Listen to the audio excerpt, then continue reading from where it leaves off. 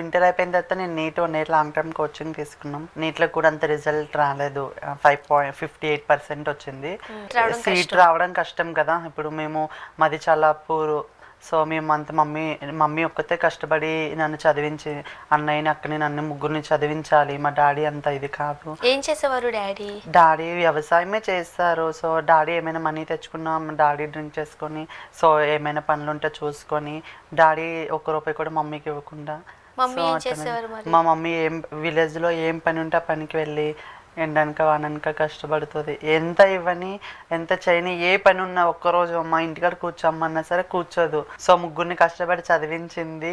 నాకు కూడా ఒక MBBS గైనకాలజిస్ట్ అవ్వాలని మంచి ఇష్టం. గైనకాలజిస్ట్ అవ్వాలంటే చాలా ఇష్టం. సో నేను ఎలా అయినా సీట్ కొట్టాలి అనుకున్నా. నేను ఇన్స్టిట్యూట్లో ఏమైనా కోచింగ్ తీసుకుందామంటే మాక్సిమం కోచింగ్ తీసుకుంటే 1 lakh అవుతుంది. సో అంత మమ్మీ పే చేసి అంత పొజిషన్ లేదు. ఇటుపక్క స్టడీ చేయాలి, మళ్ళీ సొసైటీని బయటకు వస్తే అందరినీ ఫేస్ చేయాల్సి వస్తుంది.